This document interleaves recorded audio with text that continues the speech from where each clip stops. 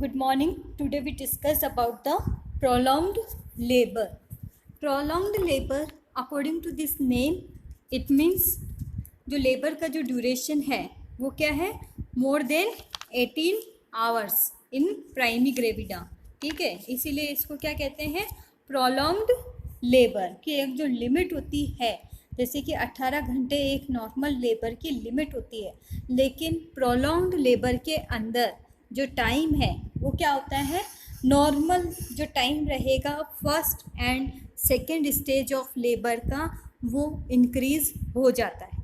Increase होने का कारण क्या रहता है, प्रोलॉन्ग्ड लेबर के अंदर कारण क्या रह सकता है, 3P होते हैं एक नॉर्मल मैकेनिज्म ऑफ लेबर में, पावर, पैसेंजर एंड पासेज. अगर इन तीनों में कहीं पर भी ऑब्स्ट्रक्शन डेवलप होता है तो वो क्या डेवलप करता है, prolonged labour. Next we come on definition. Definition: labor is said to be prolonged when the combined duration of the first and second stage is more than the arbitrary time limit of 18 hours.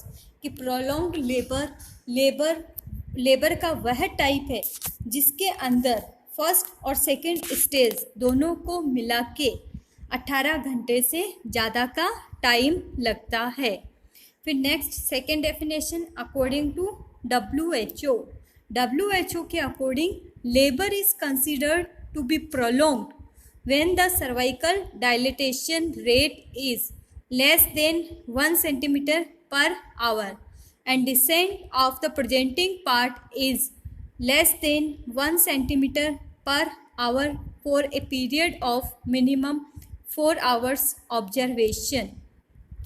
According to WHO, अगर किसी woman का labour को check किया जाता है, continue 4 our minimum observe किया जाता है, तब उसके सर्वाइकल डायलेटेशन की स्टेज जो है वो less than 1 centimetre per our है. सर्वाइकल डायलेटेशन जो है वो less than 1 centimetre per our dilate है, तो decent of the presenting part भी क्या रहेगा, less than 1 centimetre per our. इसे बोलते हैं प्रोलॉन्ग्ड लेबर. नॉर्मल जो लेबर होता है उसके अंदर प्राइमरी ग्रेविडा जो मदर रहेगी उसके अंदर रहता है 1 सेंटीमीटर पर आवर, और मल्टी ग्रेविडा जो वुमन रहती है उसके अंदर रहता है 1.5 सेंटीमीटर पर आवर. लेकिन प्रोलॉन्ग्ड की कंडीशन में ये क्या हो जाता है, चेंज हो जाता है, less than 1 centimetre per our. Next होता है क्या रीजन रहता है, फर्स्ट एंड सेकंड में क्या चेंजेस आएंगे इन प्रोलॉन्ग्ड लेबर. तो फर्स्ट इसके अंदर बता रखा है कि जो लेबर के अंदर अपन जब पार्टोग्राफ मेंटेन करते हैं तो सर्विक्स के जो डायलेटेशन है उसके अकॉर्डिंग उस पार्ट के अंदर जब सर्विक्स 0 टू लेके 4 सेंटीमीटर तक अगर सर्विक्स का डायलेटेशन होता है तो वो आती है लेटेंट फेज. ठीक है, फिर 4 सेंटीमीटर से 10 सेंटीमीटर ये आता है एक्टिव फेज ऑफ लेबर. ठीक है, समझ में आया. जो सर्वाइकल स्टेज है, सर्वाइकल स्टेज कौन सी स्टेज होती है, first stage of labour. First stage of labour को 2 कैटेगरी में डिवाइड कर रखा है, latent phase and active phase के अंदर. तो प्राइमरी ग्रेविडा के अंदर लेटेंट फेज जो है वो more than 20 hours and multi gravida more than 14 hours. It represent prolonged latent phase. और इसका जो कोज रहता है वो रहता है unripe cervix, mall position and mall presentation, या सिफेलोपेल्विक डिस्प्रपोर्शन, या प्रीमेच्योर रप्चर ऑफ मेम्ब्रेन. इसका मेन कोज रहेगा. ये जो कंडीशन है ये मदर को थोड़ा सा वरी ज़रूर करती है, लेकिन डेंजर्स नहीं रहती मदर एंड फीटस के लिए. नेक्स्ट होता है causes of prolonged labour. Causes of prolonged labour के अंदर जो है लेबर की फर्स्ट स्टेज और सेकेंड स्टेज दोनों अपन बात करते हैं. फर्स्ट स्टेज के अंदर फर्स्ट जो रहेगा जो रहेगा fault in power. Fault in power मतलब रिलेटेड टू यूटेराइन कॉन्ट्रैक्शन होना चाहिए। तो इसके अंदर क्या होता है, अबनॉर्मल यूटेराइन कॉन्ट्रैक्शन इसके अंदर प्रेजेंट रहेगा। जो कॉन्ट्रैक्शन का टाइप रहेगा वो रहता है यूटेराइन इनर्सिया, मतलब कि जो यूट्रस की जो कॉन्ट्रैक्शन है वो प्रॉपरली नहीं है, और जो कॉन्ट्रैक्शन की वजह से failure of the uterus to expel the fetus condition develop रहती है। इसको बोलते हैं यूटेराइन इनर्सिया। ये 2 टाइप्स के होते हैं, प्राइमरी और सेकेंडरी। प्राइमरी इट मीन्स कि शुरू से ही टोटल या पार्शियल जो कॉन्ट्रैक्शन है वो इसके अंदर टोटल एब्सेंट हो सकते हैं यूटेराइन कॉन्ट्रैक्शन, या पार्शियल कैटेगरी के अंदर रहेंगे। सेकेंड होता है इनकोऑर्डिनेट यूटेराइन कोऑर्डिनेशन। जो रहेगा इनकोऑर्डिनेट यूटेराइन कॉन्ट्रैक्शन के अंदर क्या होता है कि जो कॉन्ट्रैक्शन का लेवल नॉर्मल क्या होना चाहिए, कोनों ऑफ द यूट्रस से स्टार्ट होके लोअर यूटेराइन सेगमेंट तक ट्रांसमिट होना चाहिए था, और प्रॉपर लॉन्गिट्यूडनल वे से कॉन्ट्रैक्शन अप टू डाउन जाना चाहिए था, लेकिन इसके अंदर इस टाइप का एब्सेंट रहता है। इसे बोलते हैं इनकोऑर्डिनेट यूटेराइन कॉन्ट्रैक्शन। नेक्स्ट होता है फॉल्ट इन पासेज। पासेज मतलब जो बर्थ कैनाल है पेल्विस या वहाँ पे जो प्रेजेंट होते हैं सॉफ्ट टिश्यू, उसको बोलते हैं पासेज। तो इसके अंदर फर्स्ट जो रहता है वो होता है contracted pelvis. Contracted pelvis it means जो पेल्विस है इसके अंदर कंजेनाइटल या एक्वायर्ड अबनॉर्मलिटीज़ होती है। इसकी वजह से जो पेल्विस के इनलेट कैविटी और आउटलेट के जो डायमीटर्स होते हैं वो क्या रहते हैं, शॉर्ट हो जाते हैं, इसीलिए इसको बोलते हैं कॉन्ट्रैक्टेड पेल्विस। सेकंड होता है cervical dystocia. Cervical dystocia means कि सर्विक्स के यहाँ पे ऑब्स्ट्रक्शन डेवलप हो जाता है लेबर का, उसको बोलते हैं सर्वाइकल डिस्टोसिया। नेक्स्ट होता है पेल्विक ट्यूमर। पेल्विस रीजन के अंदर अगर ट्यूमर है, लाइक ओवेरियन ट्यूमर है या फाइब्रॉइड यूट्रस है, तो उसकी वजह से भी ऑब्स्ट्रक्शन डेवलप होगा। या नेक्स्ट होता है फुल ब्लैडर। फुल ब्लैडर के अंदर क्या होता है कि जो ब्लैडर है वो क्या रहेगा, फुल रह जाएगा, और फुल रहने की वजह से क्या होता है, जो bladder become an abdominal organ, और कंप्रेशन में यूरिथ्रा का जो कंपैरिजन रहता है वो पीछे से सिम्फाइसिस पीछे से रहेगा इस्चियल स्पाइन, और आगे से प्रेजेंटिंग पार्ट, इनके बीच में कंप्रेशन हो जाता है। उसकी वजह से जो पेशेंट है वो unable to fail the empty bladder रहेगा। तो उसकी वजह से क्या रहेगा कि कंप्रेशन डेवलप होगा, ऑब्स्ट्रक्शन डेवलप करेगा वो नॉर्मल बर्थ कैनाल के अंदर। नेक्स्ट होता है इसके अंदर यूटेराइन अबनॉर्मलिटीज़। एक नॉर्मल यूट्रस का स्ट्रक्चर है, एक बाइकॉन्वूट यूट्रस का स्ट्रक्चर है, और एक यूटेराइन डाइडिफाइस जो है उसका स्ट्रक्चर है। नेक्स्ट होता है डायग्राम बता रहा है ऑब्स्ट्रक्शन इन बाय ट्यूमर्स। इसके अंदर पेल्विस रीजन के अंदर अगर कोई ट्यूमर होता है तो वह ऑब्स्ट्रक्शन डेवलप करता है। नेक्स्ट है कि जो एक नॉर्मल जो डायमीटर्स रहेंगे वो इसके अंदर क्या रहता है, नॉर्मल जो डायमीटर्स रहते हैं इनलेट कैविटी और आउटलेट के, वो अगर शॉर्ट हो जाते हैं तब। नेक्स्ट जो है डायग्राम सर्विक्स का बता रहा है। इसके अंदर अपर एंड लोअर सेगमेंट के अंदर एक रिंग, जिसको मेनली बोलते हैं रिट्रैक्शन रिंग है, वह डेवलप हो जाती है।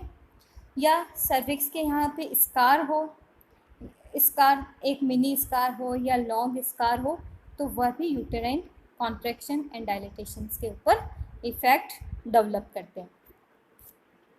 नेक्स्ट होता है फॉल्ट इन पैसेंजर। पैसेंजर कौन होता है, फीटस। तो माल पोजीशन और माल प्रेजेंटेशन, नॉर्मल जो पोजीशन रहती है LOA और वर्टेक्स प्रेजेंटेशन, इसके अदर दिन अगर कोई प्रेजेंटेशन या पोजीशन आती है तो उसको बोलते हैं माल पोजीशन और माल प्रेजेंटेशन। नेक्स्ट होता है congenital anomalies of the fetus. अगर कोई कंजेनाइटल एनोमलीज होगी फीटस के अंदर, जैसे हाइड्रोसिफेलस है या हाइड्रोसिफेलस हो गया, या कोई ट्विंस प्रेगनेंसी हो गई, या कंजुगेशंस जो होते हैं फीटस के अंदर, वह डेवलप करते हैं प्रोलॉन्ग्ड लेबर।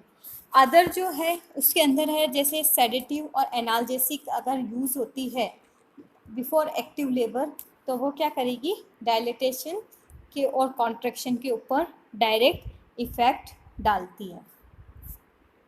फिर होता है सेकेंड स्टेज। सेकेंड स्टेज के अंदर फर्स्ट होता है fault in the power. Power के अंदर यूटेराइन इनर्सिया बात करी थी, अबनॉर्मल यूटेराइन कॉन्ट्रैक्शन जो रहेंगे, या inability to develop uterine contractions.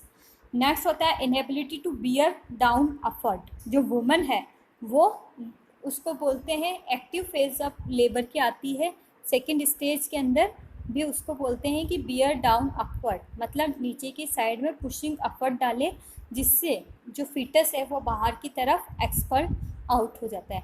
लेकिन वुमन जो है वो एग्जॉस्ट हो जाती है और unable to bearing down upward, pushing upward करने के लिए वो इनेबल होती है, तब भी लेबर जो है वो प्रोलॉन्ग होता है। फिर नेक्स्ट होता है एपिड्यूरल एनाल्जेसिया। एपिड्यूरल एनाल्जेसिया की वजह से भी कॉन्ट्रैक्शंस जो है वो स्लो हो जाते हैं। फिर नेक्स्ट होता है कंस्ट्रिक्शन रिंग। कंस्ट्रिक्शन रिंग जो है वो अपर एंड लोअर सेगमेंट के बीच में एक रिंग डेवलप हो जाती है, उसको बोलते हैं कंस्ट्रिक्शन रिंग। फिर नेक्स्ट होता है fault in the passage. Passage के अंदर अपन ने प्रीवियस पढ़ा सिफेलोपेल्विक डिस्प्रपोर्शन, या एंड्रॉयड पेल्विस, कॉन्ट्रैक्टेड पेल्विस, या अनड्यू रेजिस्टेंस, किसी स्कार या स्पास्म की वजह से रेजिस्टेंस डेवलप होता है, या सॉफ्ट टिश्यू पेल्विक ट्यूमर। ये डायग्राम बता रहा है सिफेलोपेल्विक डिस्प्रपोर्शन। इसके अंदर क्या होता है, baby head too large to fit through mother pelvis. अगर फीटस हेड जो है वो लार्ज होता है, उसकी वजह से वो पेल्विस के अंदर प्रॉपरली फिट नहीं हुए, इसको बोलते हैं सिफेलोपेल्विक डिस्प्रपोर्शन।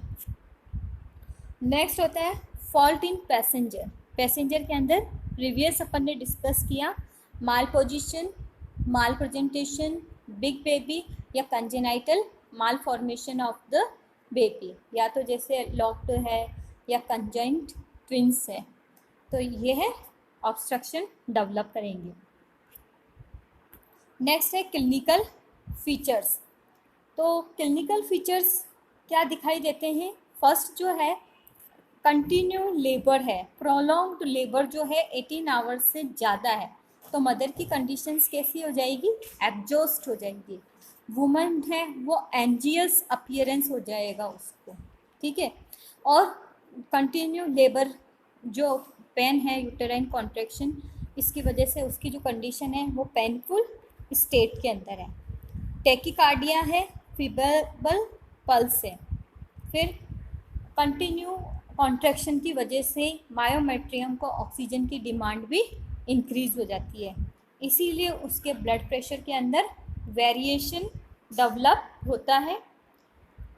फिर फ्लूइड वॉल्यूम अगर कंप्लीट प्रॉपरली अपन मेंटेन नहीं करते तो डिहाइड्रेशन की कंडीशन डेवलप होगी, और वुमेन जो है वो एनारोबिक मेटाबॉलिक रेस्पॉन्स के अंदर भी जा सकती है।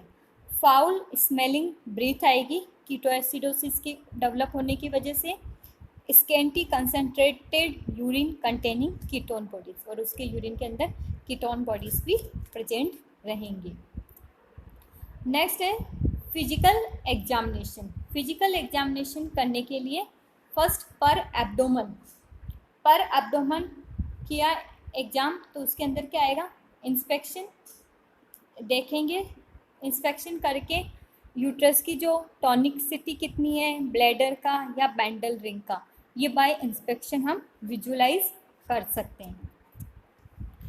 फिर उसके बाद आते हैं कॉम्प्लिकेशंस की वजह से क्या क्या कॉम्प्लिकेशंस डेवलप होते हैं। तो मैटरनल रहता है डिस्ट्रेस, मदर जो है कंटिन्यू यूटेराइन कॉन्ट्रैक्शन और बियरिंग डाउन अपवर्ड की वजह से डिस्ट्रेस कंडीशन डेवलप होती है। फिर postpartum haemorrhage, atonicity of uterus इसके अंदर डेवलप होगा, इसीलिए पोस्टपार्टम हेमरेजेस के चांसेस डेवलप होंगे। फिर नेक्स्ट होता है trauma to the genital tract. अगर फोर्सफुल या ऑपरेटिव डिलीवरी अगर कंडक्ट कराते हैं तो चांसेस ऑफ पेरिनियल या जेनाइटल टीयर या इंजरी होने के चांसेस रहेंगे।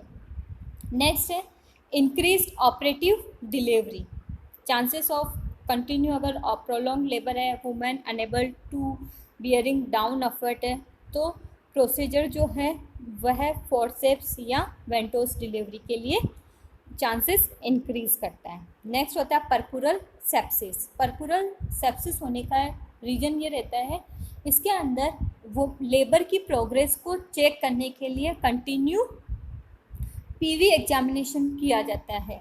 अगर इसके अंदर क्या होता है, pre mature rupture of membrane अगर प्रेजेंट है तो चांसेस ऑफ सेप्सिस इंक्रीज रहेगा।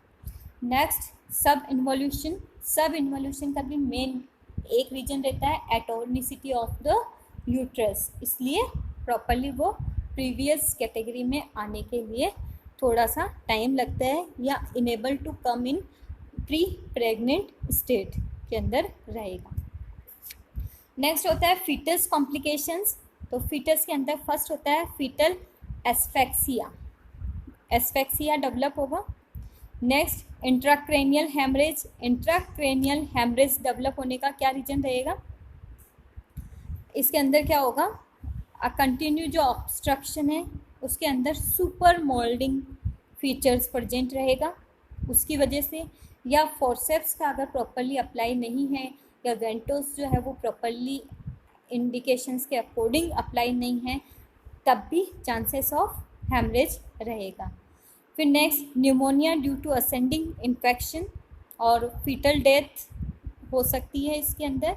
नियोनेटल सेप्सिस डेवलप होगा या फेशियल इंजरी, कन्वर्जन और फिट्स, ये सब डेवलप होने के चांसेस रहेंगे। इसका एक और रीजन ये भी रह सकता है हाइपोक्सिक कंडीशन होएगा, क्योंकि डायमेंस्ड यूट्रोप्लेजेंटल सर्कुलेशन इसके अंदर प्रेजेंट रहता है और मेम्ब्रेन के रप्चर होने की वजह से सेप्सिस जो है वो डेवलप हो जाएगा। अब इसके लिए इन्वेस्टिगेशंस जो है वो अर्ली इन्वेस्टिगेशन से फर्स्ट एंटीनेटल विजिट पे किया जाता है। इसके लिए नॉर्मल अपन बात करते हैं, हिस्ट्री कलेक्शन होगा, फिजिकल एग्जामिनेशन होगा। हिस्ट्री कलेक्शन में कंप्लीट जो है फैमिली हिस्ट्री एंड वुमेन की जो ऑब्स्टेटिकल हिस्ट्री है वह चेक करते हैं। Second physical examination.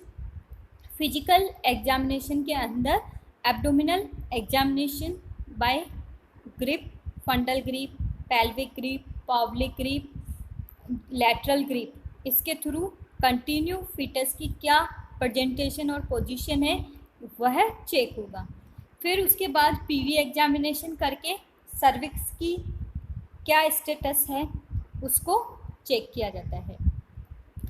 अब नेक्स्ट इसके अंदर इन्वेस्टिगेशन के अंदर है फर्स्ट ऑब्स्टेटिकल अल्ट्रासाउंड।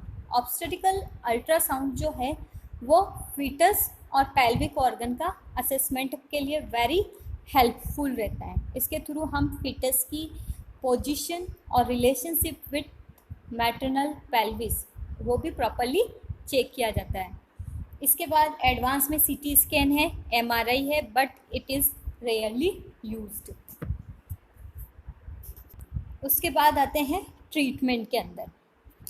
ट्रीटमेंट जो है ये मेनली प्रिवेंटिव मेजर्स जो रहेगा उसके ऊपर बेस रहता है, या जब फर्स्ट लेबर के अंदर वुमन आती है तब उसके ऊपर डिपेंड रहेगा।